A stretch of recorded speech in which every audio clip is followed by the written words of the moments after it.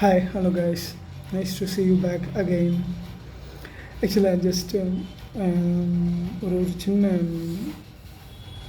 Opinion about the ஒரு road போடுறாங்கல்ல அதை பற்றி தான். 4 ways 2 way ரோடு இதுக்கு ரோடு போடுறீங்க கரெக்டு. அந்த ரோட்டில் இருக்க பிளான்ட்டை சேவ் பண்ணிவிட்டு முடிஞ்ச வரைக்கும் அழிச்சிட்டு போடாமல் அதை எப்படி எஃபெக்டிவாக பண்ண முடியும்? நம்ம ஆக்சுவலாக வி ஆர் எஜுகேட்டட் ரைட். அதுக்கு என்ன பண்ணணும்னு தெரியாமல் எவனா ஒரு ஐடியா கொடுத்தாங்கன்னா அது அப்படியே நம்ம எல்லாத்தையும் மரத்தெல்லாம் பிடிங்கிட்டு நம்ம போகிறது சரின்னு எனக்கு படலை, சத்தியமாக சொல்கிறேன். ஸோ நம்மளோட நாலேஜ் ஆக்சுவலாக நம்மலாம் படித்தவங்க அப்படின்றத எப்படி ஷோகேஸ் பண்ணுறது? இப்போ ஒருத்தன் ரோடு போட்டிருக்கேன் அப்படின்னு ரோடை காமிச்சாங்கன்னா, உங்கள் கையில் பணம் இருக்குது, ரோடு போடுன்னு நான் காசு கொடுக்குறேன் அப்படின்னா என்ன பண்ணணும்? ஆக்சுவலாக நம்ம ஏன் மற்ற கண்ட்ரிக்கு நமக்கும் வித்தியாசம் இல்லை, ஏன் நம்ம முன்னேறாமல் இருக்கோம் அப்படின்னு எனக்கே யோசிச்சு பார்த்துருக்கீங்களா? இது கண்டிப்பாக உங்களுக்கு ஹர்ட்டிங்காக இருக்கான்னு தெரியல. சத்தியமாக எனக்கு இந்த விஷயம்லாம் நம்ம ஹைவேஸில் போகும்போது நல்லாயிருக்கு. கண்டிப்பாக என்ஹெச் ரோடெல்லாம் போடாமல் இருக்கணுங்கிறதெல்லாம் நான் என்னோடதே கிடையாது. என்ஹெச் ரோடு யூஸ் பண்ணணும், போடணும், அதெல்லாம் 100% வேலிட் தான். ஏன்னா டிரான்ஸ்போர்ட்டுங்கிறது எவ்வளோ நெசசரி இன்றைக்கி, அதை எவ்வளோ ஃபாஸ்ட்டாக நம்ம இது பண்ணிக்க முடியுங்கிறதெல்லாம் கண்டிப்பாக நெசசரி. அதெல்லாம் போடுறத பற்றி எனக்கு பிரச்சனை கிடையாது. ஆனால் மற்ற கண்ட்ரியில் இதுக்கு இந்த நான் மரம் நடுறதுக்கு இது பண்ணுறதுக்கெல்லாம் எவ்வளோ எஃபர்ட் போடுறானுங்க. இங்கே இயற்கையாக இருக்கிறது எல்லாத்தையும் பிடுங்கிட்டு நம்ம என்ன பெருசாக நம்ம இது பண்ணுறோம்? பணம் கொடுத்துட்டோன்னா அந்த பணத்தை அடிக்கிறத யோசிக்கிறத விட்டுட்டு அந்த பணத்தை எப்படி எஃபெக்டிவாக யூஸ் பண்ணலான்னு என்றைக்காவது யோசிச்சு பார்த்துருக்கோமா? அதை மேம்பாலம் மாதிரி வச்சு போட்டால் என்ன ஆகிட போகுது? அதுக்கு எவ்வளோ செலவாகிட போகுது? நீ புது பிளானு கூட அதுக்கு உண்டான பட்ஜெட் கூட எப்படினாலும் அவனுக்கு தானே போட போகிறானுங்க. இந்த மரத்தை பிடிங்கிட்டு போகிறதுக்கு அந்த இடத்துல ஃபுல்லாக மேம்பாலம் போட்டுன்னா கீழே ரோடு யூஸ் பண்ணிக்குவாங்க, மேலேயும் ரோடு யூஸ் பண்ணிக்குவாங்க. நான் பஸ் நம்மெல்லாம் அதான் சொன்னேன், அகைன் நான் சொல்லிங்க. உங்களுக்கு தெரியலன்னா ஒரு வருஷத்துக்கு எத்தனை ஐஏஎஸ் ஐபிஎஸ் இருக்காங்கல்ல, படித்தவங்க எவ்வளோ பேர் இருக்காங்க, எவ்வளோ பேரை டிப்ளாய் பண்ணுறோம், எவ்வளோ பேரை எடுத்துகிட்டு வரோம். கேளுங்க, படித்தவங்கக்கிட்ட கேளுங்க என்ன பண்ணலாம். ஐஐடியில் இருக்காங்க, அதில் இருக்கானுங்க, இதில் இருக்கானுங்க, படிக்கிறது எவ்வளோ பேர் இருக்காங்க படித்தவங்க. வேலை தேடி எவ்வளோ பேர் அலைகிறாங்க.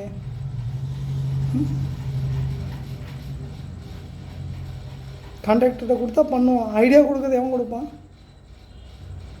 மூளை இருக்கவன் மட்டும்தான் ஐடியா கொடுப்பான்.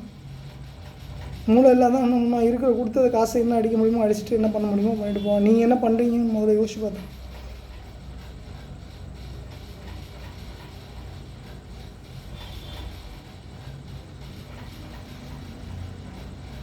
மரத்தை அழிக்கிறது, இயற்கை வளத்தை அழிக்கிறது, இதெல்லாம் பண்ணிவிட்டு கடைசியாக இந்த வீராண ஏரி காமிச்சிங்க, இந்த இது எப்படி கிடக்குது?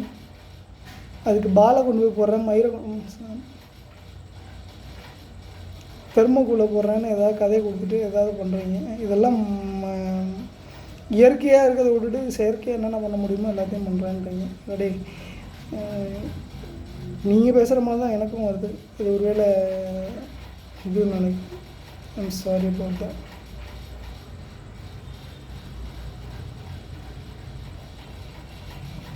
தண்ணியை சேவ் பண்ணுறதுக்கு என்ன பண்ணுமோ அதை பண்ண மாட்டேங்கிறீங்க. இயற்கையாக இருக்கிறது எல்லாத்தையும் பிடுங்கிடுறீங்க, மலையை நோண்டிடுறீங்க. கன்னியாகுமரியில் இந்த பார்த்து அதை பார்த்தீங்க, காசுக்காக எல்லாத்தையும் பண்ணிகிட்டே தான் இருக்கும் மாறி மாறி மாறி. ஆனால் எவன்கிட்ட தான் காசு போகுதுன்னு தான் சத்தியமாக புரிய மாட்டேங்குது. காசு எவன்கிட்ட மொத்தமாக நிற்கிதுன்னு அவனை பிடிச்சி அவனையாவது அவங்ககிட்ட இருந்தது மீதி எல்லாத்தையும் இந்த கவர்மெண்ட் நம்மளாக நடத்திடலாம். சரி கொடுங்க, அவன் எவன்கிட்ட காசு இருக்கு அவனை வச்சு நம்ம கவர்மெண்ட் நடத்திக்கிறோம், நீங்கள் நடத்துகிறபடி நடத்துங்க, உங்களால் முடிஞ்சதை பார்த்துக்கணுன்ற மாதிரி தான் பண்ண வேண்டியிருக்கோம். Completely ridiculous sir. ஏதோ ஒரு பிளான் உங்களுக்காக எஃபெக்டிவாக கொடுக்குறானுங்க, பட்ஜெட் கொடுக்குறானுங்க, பணம் கொடுக்குறானுங்கன்னா மற்ற ஸ்டேட்டை விட நம்ம எப்படி நம்ம எஃபெக்டிவாக பண்ண முடியும், நம்ம மற்ற ஸ்டேட்டுக்கு எவ்வளோ எக்ஸாம்பிளாக இருக்க முடியும், நீ ஏதாவது ஒன்று பண்ணி காமிக்கலாம். அட்லீஸ்ட்டு எத்தனை வருஷமாக நீங்கள் ஆட்சி பண்ணிகிட்ருக்கீங்க? உங்களுக்கு இதை கூட நான் தான் சொன்னேன், எதில் இதெல்லாம் இயற்கையாக நம்ம என்ன பண்ண முடியுங்கிறத நம்ம யோசிக்கணும். என்ன எப்படி அவனுக்கு பதில் சொல்கிறது, எப்படி இவனுக்கு பதில் சொல்கிறது. பதில் சொல்கிற நான் எங்களுக்கு பதில் சொல்லிட்டு தான் இருக்கணும் கடைசி வரைக்கும். அவனுக்கு பதில் சொல்லிகிட்டே இருக்கிறத விட்டுட்டு எஃபெக்டிவாக பண்ண அவன் வாயை மூடிட்டு போயிட்டு இதெல்லாம் அரசியல் பண்ணுறாங்கிற பேரில் யோசிச்சு பாருங்க. அதையும் பண்ணலாம், இதையும் பண்ணலாம். ஓட்டு கேட்டு நீ போக வேண்டாம், அவனுங்க வந்து ஓட்டு போடுவானு, அவனுங்களே வந்து ஓட்டு போடுவானு. இப்போ 60% 70% போகிறாங்கல்ல, 100% போடுவாங்க. ஐயோ என்னமோ பண்ணிட்டான்ப்பா, புதுசாக பண்ணிட்டான்ப்பா, இவ்வளோ பண்ணிட்டான்ப்பா, நாங்கள் கேட்காமல இவ்வளோ பண்ணிட்டான்ப்பான்னு ஓட்டு போடுவாங்க. ஏன்னா நாங்களாக ஃபீல் பண்ணிட்டா இதெல்லாம் செஞ்சுருவோங்க. எவனா சொன்னால் நாங்கள் செய்ய மாட்டோம். இது எங்களோட ஜாதி, ஏன் ஜாதி அது. பட் மேபி எல்லாரோட எதிர்பார்ப்பும் அதான் கூட இருக்கலாம். யோசிங்க பாஸ்.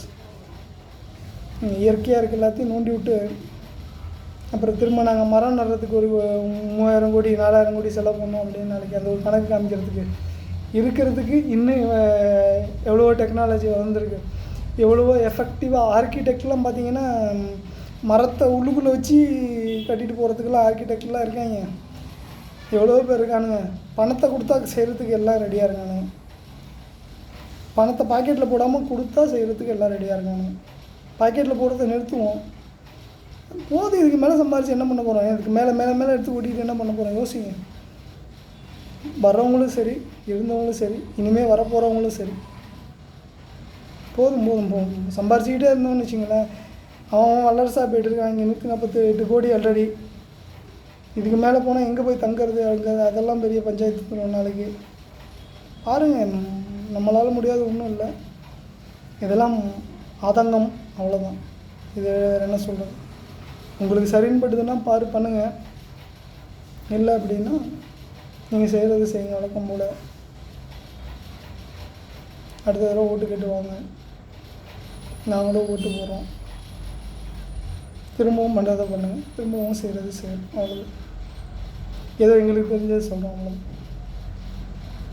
ஹேவ் அ வண்டர்ஃபுல் டே. எதுவும் உங்களுக்கு அறிவுரை கூறுற மாதிரி இருந்ததுன்னா என்னை மன்னித்து விடவும். ஏன்னா இது நாங்கள் வெளிநாடெல்லாம் போனதில்லை, வெளியூரெலாம் போய் பார்த்ததில்லை. இங்கே இருக்குது எப்படி இருக்குது, இதெல்லாம் எப்படி இருக்குதுன்னு நாங்கள் பார்த்து ஆச்சரியப்பட்டதில்லை. ஏன்னா டிஜிட்டல் வேர்ல்டில் இல்லை நாங்கள். ஸோ அதனால் இதெல்லாம் நாங்கள் சொல்லி உங்களுக்கு தெரியணுன்ற அவசியமும் கிடையாது. இருந்தாலும் ஒரு ஆதங்கம் சொல்கிறோம், அவ்வளோதான். ஏதோ கருத்து சொல்கிறோம், ஏற்றுக்கோங்க. That's it. Have a wonderful day. அடியேன் ஏதேனும் தவறாக பேசியிருந்தால் மன்னித்து கொள்ளவும். பாய்.